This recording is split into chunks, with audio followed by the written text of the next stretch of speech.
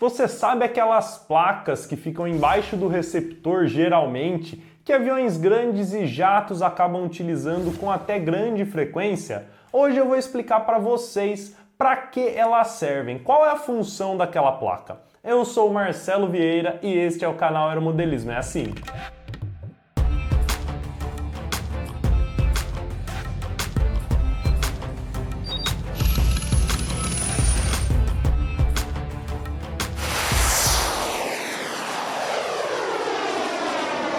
Você já conhece a loja do canal? Então acesse loja.aeromodelismoeassim.com.br. O que você encontra lá? Essa camiseta aqui, muito legal, outras camisetas e vários outros produtos que nós temos com a marca própria aqui do canal.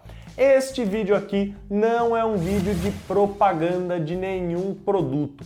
Todas as placas citadas como exemplo são realmente isso. Exemplos, porque para explicar a vocês eu preciso pegar algum produto comercial como exemplo. Não tem como eu falar sobre algo geral e não mostrar pelo menos uma imagem para vocês. Então entenda isso, não é recomendação de uso de nenhum produto, não é contra-recomendação também, eu só estou explicando a minha abordagem, a minha visão sobre esses tipos de equipamento. E uma segunda observação também muito importante é que eu nunca utilizei nenhum tipo de equipamento como esse, porque os aviões que eu uso não pedem, ou se pedem, eu utilizei outros mecanismos para solucionar esses problemas. Vocês já vão entender tudo daqui a pouquinho. A primeira placa, que provavelmente é a mais conhecida de vocês, é esta aqui.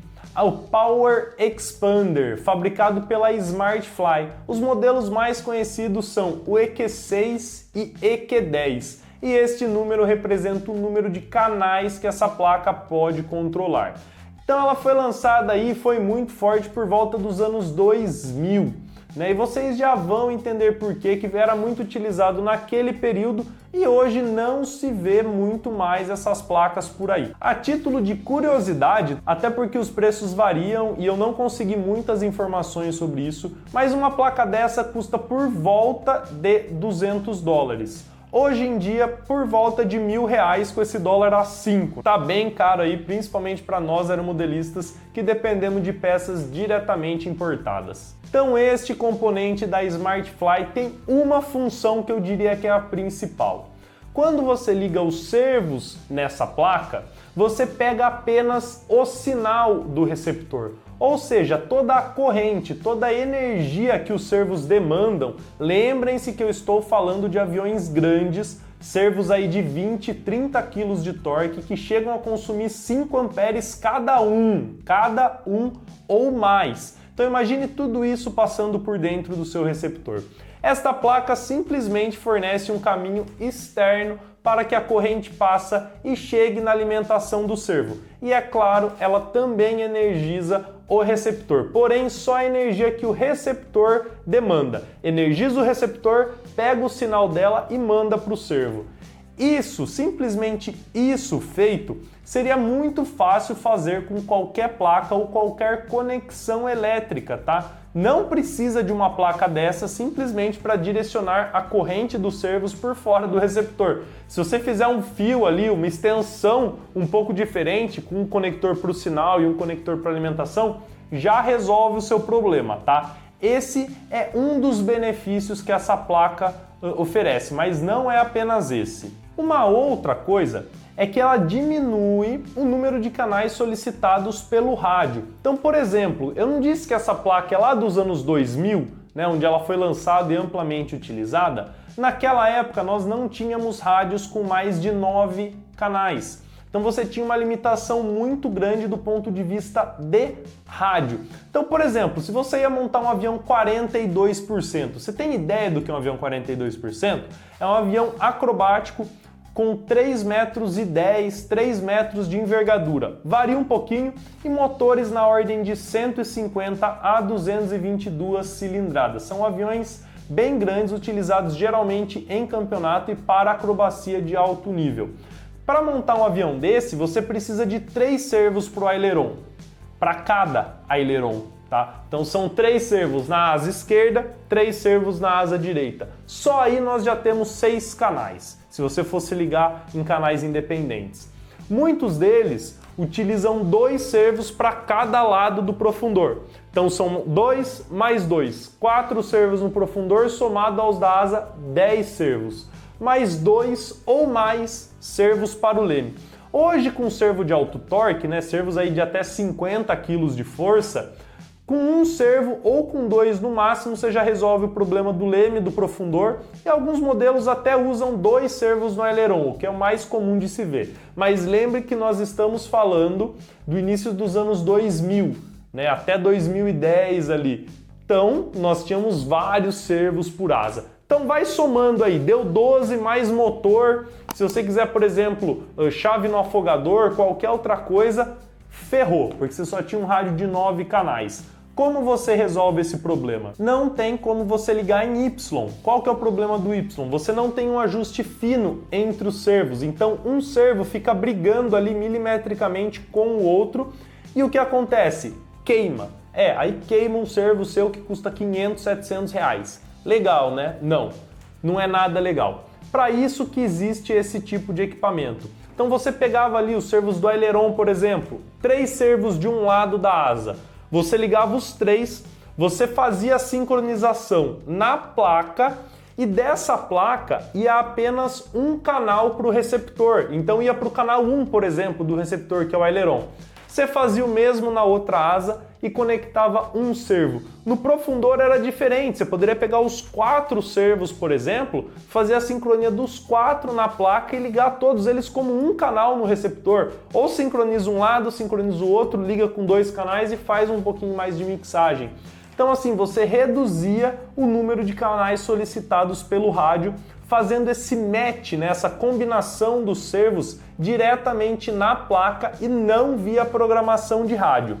Essa é uma das outras funções que eu diria que são as principais desse tipo de equipamento. Você reduz o número de canais solicitados pelo rádio, porque ali já tem algum equipamento que resolve esse problema. Existem outros equipamentos também que resolvem esse tipo de problema, como por exemplo o Matchbox, né? A caixa de combinação que é fabricado pela JR, que novamente hoje não é tão utilizado por causa dos rádios, mas que ainda são utilizados. Então você tem canal ali que você quer reduzir, você liga os 2 do mesmo canal naquele equipamento, faz a sincronização por ele e dali sai apenas um canal para o seu receptor. Matchbox da JR e outros fabricantes também têm equipamentos parecidos, mas este que eu citei é o mais conhecido de todos eles. E além disso, essa placa SmartFly também tinha alguns outros equipamentos. Algumas placas mais completas já vinham com ele junto e outras placas você precisava comprar separado. Então, por exemplo, regulador de voltagem,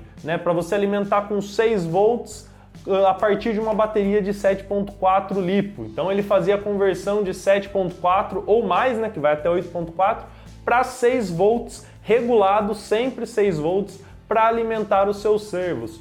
Uma outra coisa é algumas chaves bem legais, como por exemplo, chave que você só encaixa um pino. Então você encaixa o pino, o avião está desligado. Você puxou o pino, a chave liga. Também você conseguia fazer integração diretamente nessa placa. Uma outra coisa é utilizar realmente a redundância de bateria. Ligar 2 baterias direto no receptor não é redundância, é como se fosse uma bateria só com mais capacidade. Quando você liga 2 baterias numa placa e depois sai um cabo e liga nessa outra placa, né, que seria a SmartFly, que eu estou dando um exemplo para vocês, você está fazendo a redundância, ou seja, caso você tenha problema com uma das baterias, ela é eliminada do circuito e apenas a outra alimenta os servos. Então, aí sim é redundância. Esse tipo de placa também faz esse serviço. E vamos lá passar rapidinho pelos motivos, porque provavelmente vocês já entenderam por que essas placas não são mais utilizadas, né? E o primeiro motivo é que hoje nós temos rádios com mais canais. Então você pega, por exemplo, o rádio de 14, de 18 canais, ou até rádio de 32 canais, como o Graupner MZ32. Então você não precisa mais de uma placa dessa. Você põe um receptor lá, ou 2 ou 3 receptores dentro do seu avião e você tem vários canais individuais e toda a configuração passa para o seu rádio. Outra coisa, por que nós não usamos mais regulador de voltagem hoje ou regulador de tensão? Porque hoje nós temos servos que já trabalham diretamente com LiPo 2S, os chamados servos HV. Inclusive existem alguns protótipos para se trabalhar diretamente com LiPo 3S, ou seja, 12 volts diretamente no servo e no receptor.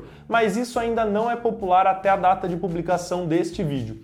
E uma outra coisa que veio para resolver todos os nossos problemas aí praticamente, né, são as baterias Life, ou LiFe para os mais chatos, como eu sempre costumo dizer aqui, que você liga ela e alimenta diretamente os servos que suportam até 6 volts sem nenhum problema. Então só nessa você já eliminou o regulador de voltagem e a questão do match dos servos, né? Tanto matchbox quanto através das placas SmartFly. Minha opinião sobre esse tipo de placa: continua funcionando sem nenhum problema, você pode pôr no seu avião para utilizar as funções caso você precise, mas da mesma maneira que 72 MHz já é tecnologia superada. Tudo continua funcionando, tudo que usava-se há 10 anos atrás, há 20 anos atrás, continua funcionando. Exemplo são os Fuscas, né? Que Fusca aí com 70 anos de idade continua rodando pelas cidades.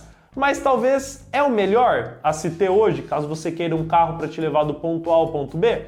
Talvez não. O mesmo eu falo para as placas. Você vai montar um avião, talvez não seja o ideal você comprar uma placa dessa.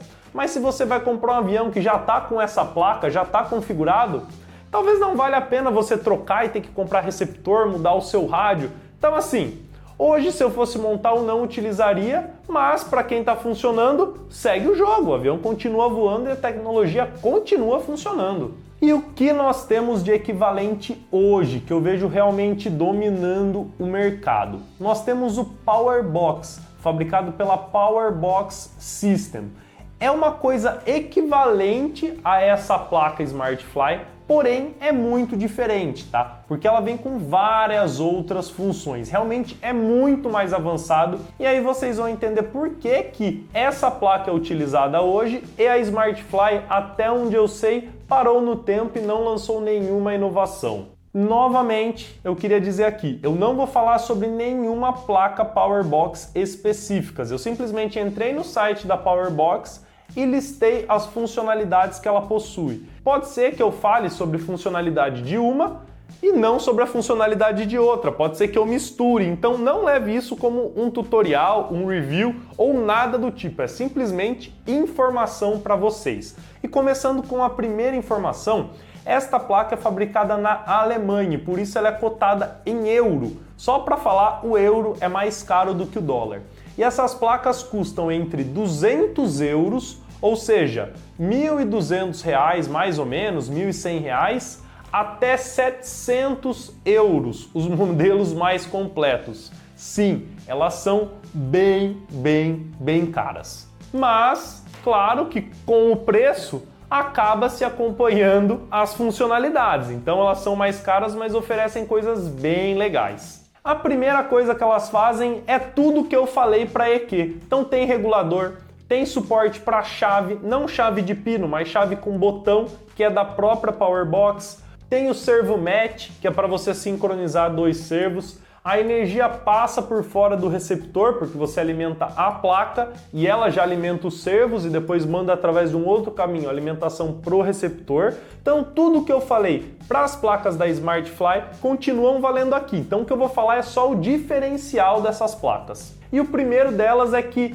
muitas já possuem giro embutido, então você não precisa colocar mais um equipamento para ser o giro do seu aeromodelo. Você simplesmente coloca uma placa dessa, um PowerBox, e ele já tem o giro embutido. Inclusive esses giros são de excelente qualidade. Os melhores giros aí do mercado são fabricados pela PowerBox. Claro que tem outras marcas, tá? Mas os melhores estão ali listados, o PowerBox também, o iGiro da PowerBox. Então isso já fica tudo ali embutido. Segundo, que é muito legal para avião escala, principalmente jato, aviões bem grandes, que é o sincronizador de porta. Então você liga todas as portas, todos os trens de pouso ali e do receptor você ocupa apenas um canal, que é um canal para falar se o trem de pouso vai baixar ou se é para falar que o trem de pouso vai subir. Então você liga tudo que tem ali, seja lá quantas portas tiver, programa o Powerbox e ele faz toda essa sincronia. Então não precisa de nenhum equipamento externo e você também não ocupa ali 5, 6, 7 canais do seu rádio, poderiam ser usados para outra coisa ou poderiam simplificar apenas a programação do rádio. Como eu disse, é outra maneira de se fazer a mesma coisa. Vejam isso como duas opções boas e você tem que simplesmente escolher uma. Um ponto muito legal que muitos pilotos compram apenas por isso é a questão de redundância de receptor. Então você tem seu rádio se comunicando com 2 receptores. Esses 2 receptores enviam suas informações para a Powerbox. O Powerbox compara a informação que chegou de um, compara com a informação que chegou de outro. Se faltar informação em um receptor, ele manda que está completo. Se faltar nos 2, eu não sei o que acontece. Se vier informação conflitante, eu imagino que não se faça nada e mantenha na mesma posição. Essa informação que eu estou falando é na ordem de milissegundos, tá? Então, com uma placa dessa, você realmente tem uma redundância de receptor, porque ele recebe e compara os 2 sinais. Então, realmente, é um diferencial comparado às Smartflies que são mais antigas. E também pode funcionar com tecnologia bus, tecnologia serial. Então, muitos receptores, eu falo da Futaba porque eu conheço mais a Futaba por utilizar esses rádios.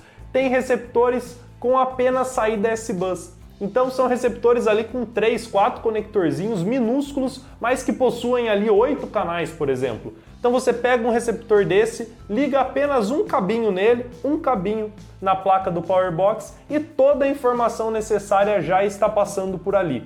E também o Powerbox possui saída bus. E quando eu falo bus, é porque vale para todas as marcas, tanto JR, Futaba, Spectrum, Jet.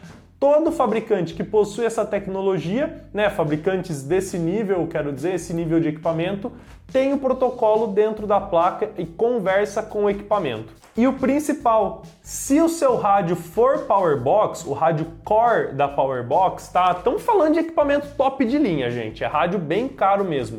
Você só conecta os satélites nessa placa, então ela já é um receptor. Então você pega e conecta os satélites, pluga ali 2, 3, 4, não sei quantos satélites vão, e a placa já se torna um receptor, você não precisa comprar mais um receptor além da placa. E ele também integra com telemetria. Eu não sei se conversa com os receptores, por exemplo, Futaba, Spectrum, os dados de telemetria, mas a Powerbox possui sensores como, por exemplo, GPS para você acoplar no Powerbox. Eu imagino que se for rádio da marca deles, com toda certeza conversa. Se for de outros fabricantes, eu não sei dizer, mas com qualquer maneira ali já fica nessa questão de integrar telemetria tudo em um. Uma outra coisa que também alguns pilotos compram esse equipamento só por causa disso, é que ele elimina um servo deficiente do sistema. Então se você tiver um servo que entrou em curto, qualquer aeromodelo normal vai cair por causa daquele servo em curto. Por quê? Porque ele vai drenar toda a energia, vai fechar um curto, a tensão do receptor vai cair o nível praticamente zero, seu receptor vai tostar porque passou tanta energia nele que ele sobreaqueceu e queimou e seu avião vai cair. Com esse dispositivo, o Powerbox, você não tem esse problema, porque quando isso acontece, o Powerbox vai e desliga o servo praticamente, como se tirasse o conector do servo de todo o sistema, e aí você continua voando. Se tiver 2 servos ali no aileron, talvez você perceba que ficou mais lento.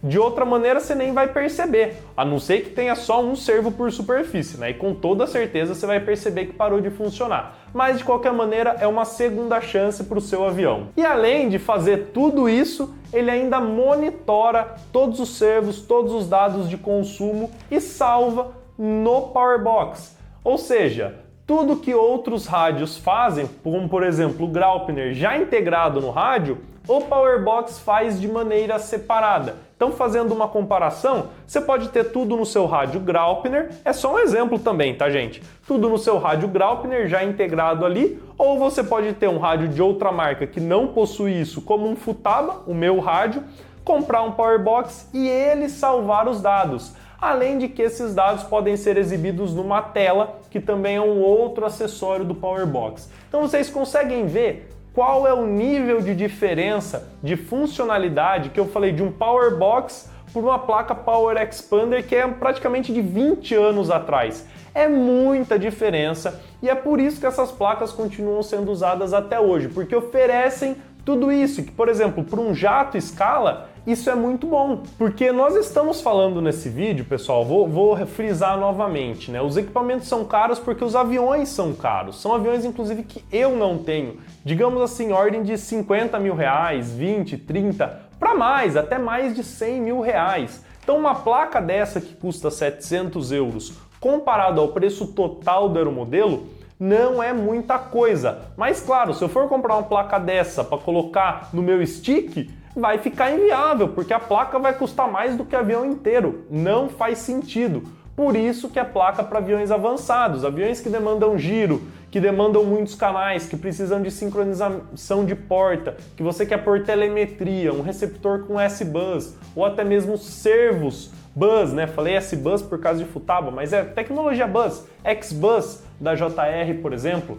É para esse tipo de avião, por isso que custa tão caro e tem uma confiabilidade tão alta. Colocar esse tipo de equipamento em avião barato, em avião mais simples, é igual você fazer um peixe e no fim um molho custa bem mais caro do que o peixe. Acaba não fazendo muito sentido. Entenderam? Então quando vocês virem um equipamento desse, saiba que existe uma aplicação específica.